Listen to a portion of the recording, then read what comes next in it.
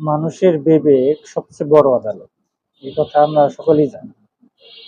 যে বিভিন্ন রোগীর ক্ষেত্রে আমরা দেখি যে ৫-৭ বছর ১০ বছর ধরে রোগী ভুগছে, লাখ লাখ টাকা খরচ করে, মানে জীবনের অর্থ সম্পদ খরচ করে এখন ফকির হয়ে গেছে।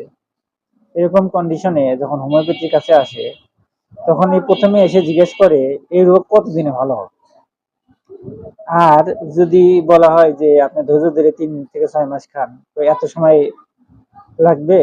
তারপরে যদি ভালো ওষুধ দিয়ে ১,০০০-১৫০০ টাকা চাওয়া হয়, তাহলে বলা যায় হোমিওপ্যাথি ওষুধের দাম কি এত হয়?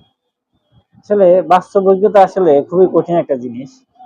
এই যে বছরের পর বছর লাখ লাখ টাকা খরচ করে শরীরের অবস্থা ১২টা বাজিয়ে যখন হোমিওপ্যাথির কাছে এসে এই কথা বলে এবং মেডিসিনের দাম বলে বেশি, তখন আসলে মানুষের বিবেক নিয়ে প্রশ্ন করাটাই তখন দায় হয়ে যায়। আসলে মানুষের বিবেক কই থাকে? আসলে বিবেক যদি মানুষের মারা যায়, তাহলে সেই মানুষ আসলে মানুষ থাকে। সেই জন্য আপনার রোগের কন্ডিশন প্লাস রোগের অবস্থা, আপনার অতীতের চিকিৎসা পদ্ধতি, অতীতের চিকিৎসা, এগুলা চিন্তা করে যখন ডাক্তারের কাছে আসবেন, তখন একটু চিন্তা ভাবনা করে এই কথাগুলো বলা উচিত। ধন্যবাদ সকলকে।